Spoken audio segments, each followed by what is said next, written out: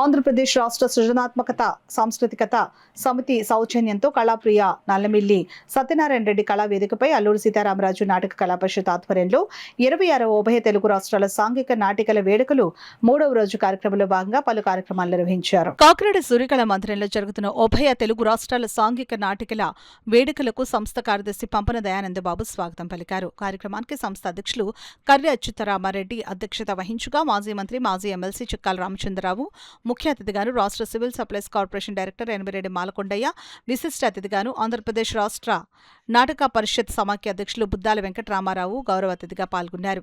సందర్భంగా వివిధ రంగాలలో విశేష సేవలు అందించిన అనంతపురం చంద్ర నటభారతి, కె వనజకుమారి, ఎడ్లపాడు రసజ్ఞ శేఖర, ముత్తవరపు సురేష్ బాబు, రాజమండ్రికి చెందిన సేవా ప్రపూర్ణ, బోర రామచంద్రరావు, సాతులూరుకు చెందిన నటశేఖర, నడింపల్లి వెంకటేశ్వరరావు, తాటిపర్తికి చెందిన కళాబంధు పడాల రవిని అతిథులు చిక్కాల రామచంద్రరావు, బుద్దాల వెంకటరామారావు, మాలకొండయ్య సంస్థ నాయకులు కర్రి అచ్యుతరామారెడ్డి, పంపన దయానందబాబు, కర్రి భామిరెడ్డి, ఎస్వీఎస్ఎన్ మూర్తి, ప్రభుదాసు, బాపిరాజు, టీవీఎస్ఎన్ రెడ్డి, లక్ష్మీనారాయణ, పేరయ్య శాస్త్రులు ఘనంగా సత్కరించారు. కార్యక్రమంలో నాగమణి, కాశీ విశ్వనాథం, పుత్రారావు, రామకృష్ణ, మురళి, విజయ్ కుమార్, సత్యనారాయణ, నూకరాజు, పుల్లారావు, కృష్ణకాంత్, ఆదిత్య శర్మ, సత్యమూర్తి, సీతాపతిరావు, జానకిరామ చౌదరిలు పాల్గొన్నారు.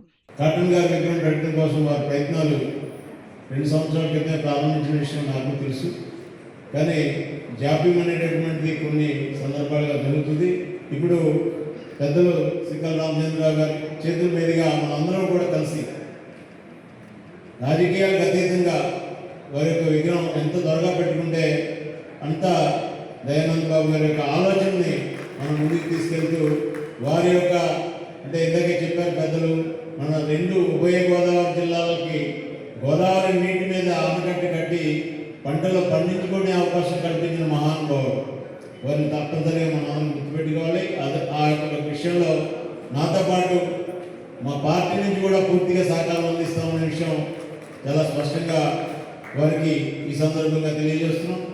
తప్పనిసరిగా వారు ఏ సమయంలో కార్యక్రమాలు ఏర్పాటు చేసినా పెద్దలు రామచంద్రరావు గారితో, అధ్యక్షుల వారితో, పెద్దలు రాష్ట్ర ఈ యొక్క కళా వ్యవస్థ అధ్యక్షులు వారు ఎవరు ఏ విధమైన కార్యక్రమం తీసుకున్నా మేము మాకుండేటటువంటి ప్రజాప్రతినిధుల యొక్క సహకారం కూడా ఖచ్చితంగా ఉంటుందని తెలియజేస్తున్నాం సార్. ధన్యవాదాలు సార్. అటువంటి మంచి కార్యక్రమాలు చేసినటువంటి దయానందబాబు వారిని, అచ్యుతరామరెడ్డి గారిని, ఇంతమంది కళాకారులను అభినందిస్తున్నాము. అలాగే నాటక రంగంలో కూడా ఈనాడు బాబు చాలామందికి ఇబ్బందులు పడుతున్నారు. మరి తగ్గిపోతున్న ఆదరణకి మనం ప్రోత్సహించాల్సిన అవసరం. ఇది కళని ప్రోత్సహించాలి. పురాణిగా ఉన్నటువంటి కళా నాటక రంగాన్ని ఎప్పుడు కూడా మర్చిపోకుండా మనం భూమి అనంతకాలం ఉండవలసిన అవసరం ఉందన్నది మనం గుర్తుంచుకోవాల్సిన అవసరం ఉంది. సినిమాలు ఉంటాయి, సినిమాలు రకరకాలుగా ఉంటుంటాయి. కానీ వాస్తవంగా ఇక్కడ నటన చేసేటువంటి ఉన్న ఈ యొక్క నటుల యొక్క వారి అభినయాన్ని మనం అభినందించాలి. మనం తప్పకుండా కూడా ప్రతి ఒక్కరు కూడా ఎంతోమంది కళాకారులు ఉన్నారు. వారందరూ కూడా మనం ప్రోత్సహించాలి. అలాగే దీనికి ప్రభుత్వాలు కూడా సహకరించాలి. ప్రభుత్వాలతో పాటు విద్యా సంస్థలు కూడా ప్రోత్సహించాలి. ఇవన్నీ కూడా దీనికి వాళ్ళందరికీ కూడా ఇక నాటక రంగాన్ని క్షీణించిపోకుండా దాన్ని కాపాడవలసిన కృషి బాధ్యత ఉంది. ఈ కళాకారులకి ప్రభుత్వాలు కూడా వారికి తగిన పరిశోధకాలు కూడా ఇవ్వాల్సిన అవసరం కూడా ఉంది. ఆ రకంగా చేయడం వల్ల మనకి ఈ సమాజానికి మంచి సేవ జరుగుతుందని చెప్పేసి గత 2 సంవత్సరాలుగా ప్రయత్నాలు జరుగుతున్నాయి. అయితే ఆ విగ్రహ నిర్మాణానికి తగినటువంటి స్థలాన్ని కాకినాడ ఇంద్రపాలెం సామరపేట 2 బ్రిడ్జీల మధ్యన గల డ్రైనేజ్ అండ్ ఇరిగేషన్ శాఖ వారు అనుమతులిచ్చి ఉన్నారు. విగ్రహ నిర్మాణానికి మేము చాలా ఆనందపడుతూ ఆ స్థలాన్ని కాటన్ ధరలకు ఇస్తున్నాం అని అధికారికంగా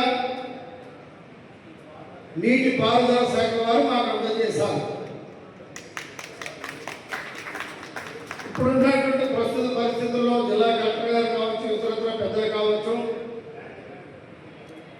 వారి దృష్టికి ఆ లెటర్ వెళ్ళింది.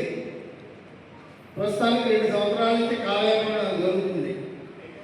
ఈ సంవత్సరంలో తప్పనిసరిగా దానికి ఏ విధమైనటువంటి ప్రణాళికలను మనం రూపకల్పన చేయాలో చిక్కాల రామచంద్రరావు గారిని ఆలోచనతో వారిని ముందుగా పెట్టి ఆ యొక్క అనుమతిని జిల్లా కలెక్టర్ గారి ద్వారా తీసుకోవాలని.